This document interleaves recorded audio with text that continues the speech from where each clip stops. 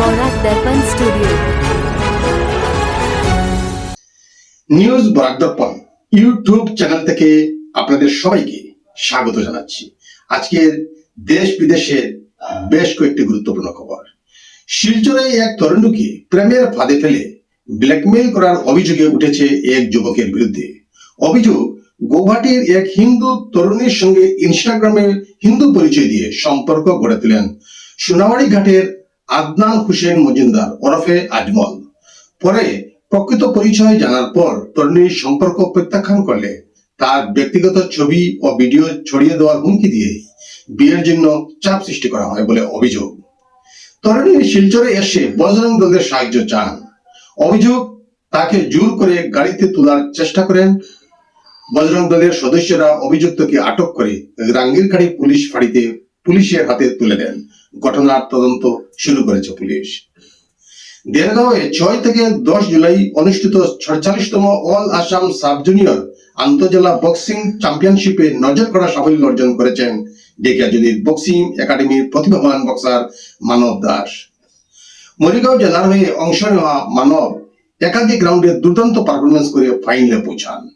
ফাইনালে এসএস এর বক্সার পার্থপ্রতিম বড়ুয়ার কাছে 2-3 পয়েন্টের ব্যবধানে পরাজিত হলেও তিনি রূপোর পদক জিতে গৌরব অর্জন করেন। তার এই সাফল্যে ডেকিয়াজুলি বক্সিং একাডেমি ও মরিগাঁও জেলা আনন্দ ও গর্ব প্রকাশ করেছে।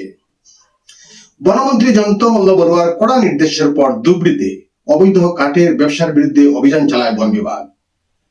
জগড়ার পার এলাকায় একটি অবৈধ কাঠের দোকান থেকে বিপুল পরিমাণ কাঠ বাজেয়াপ্ত করে দোকানটি সিল করা হয়। তবে দীর্ঘদিন ধরে চলা এই অবৈধ ব্যবসা এতদিন বন বিভাগের নজরে না পড়ায় বিভিন্ন মহলে প্রশ্ন উঠতে শুরু করেছে। রাশিয়া থেকে অপরিশোধিত তেল কিনেছে এমন দেশগুলির বিরুদ্ধে কঠোর নিষেধাজ্ঞা আনতে নতুন বিলের প্রস্তুতি নিচ্ছে যুক্তরাষ্ট্র। এই পদক্ষেপের সরাসরি প্রভাব ভারতের ওপরও পড়তে পারে।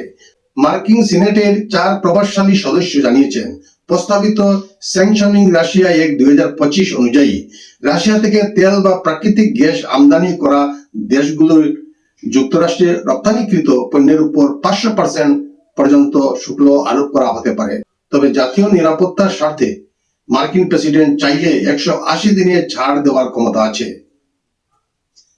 মার্কিন প্রেসিডেন্ট ডোনাল্ড ট্রাম্প ইরানকে কড়া হুঁশিয়ারি দিয়ে বলেছেন, তার বিরুদ্ধে হত্যার চেষ্টা বা ষড়যন্ত্র হলে ইরানকে সম্পূর্ণ ধ্বংস করে দেওয়া হবে। তিনি দাবি করেন, এমন পরিস্থিতি জবাবে যুক্তরাষ্ট্রের 1000টি ক্ষেপণাস্ত্র সম্পূর্ণ প্রস্তুত রয়েছে। সম্প্রতি মার্কিন গোয়েন্দা সংস্থার প্রতিবেদনে অভিযোগ করা হয়েছে, ইরান ট্রাম্প সহ কয়েকজন শীর্ষ মার্কিন নেতাকে লক্ষ্য করে ষড়যন্ত্রের চেষ্টা করছে। তবে ইরান এই অভিযোগ অস্বীকার করে জানিয়েছে, তারা যে কোনো সম্ভাব্য সংঘাত মোকাবিলায় সম্পূর্ণ প্রস্তুত। ঢাকায় Bangladesh institute of international and strategic studies এর এক সেমিনারে প্রদর্শিত মানচিত্রে জম্মু ও কাশ্মীরকে পাকিস্তানের অংশ হিসাবে দেখানো হয়। এ নিয়ে তীব্র আপত্তি জানান বাংলাদেশে ভারতীয় হাই কমিশনের সেকেন্ড সেক্রেটারি পূজা কুমারী ঝা। তিনি বলেন, জম্মু ও কাশ্মীর ভারতের অবিচ্ছেদ্য অংশ এবং মানচিত্রটি ভুল। পরে সেমিনারের বক্তা ও প্রাক্তন বাংলাদেশি কূটনৈতিক আহমেদ তারিক করিম জানান, মানচিত্রটি শুধুমাত্র উপস্থাপনমূলক উদ্দেশ্যে ব্যবহৃত হয়েছে এবং বিষয়টি নথিভুক্ত করা হবে।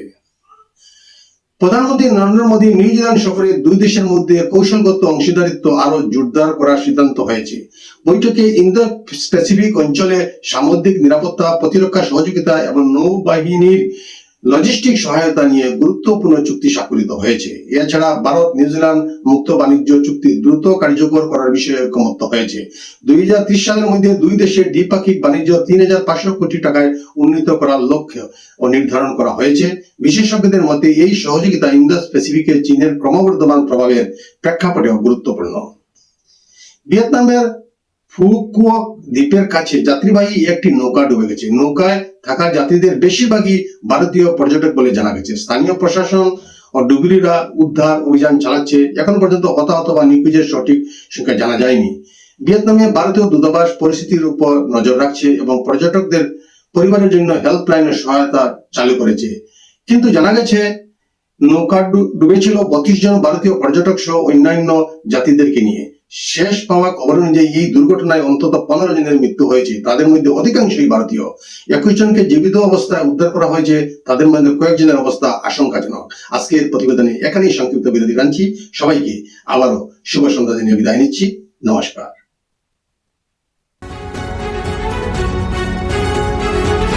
न्यूज बोरा दर्पण स्टूडियो।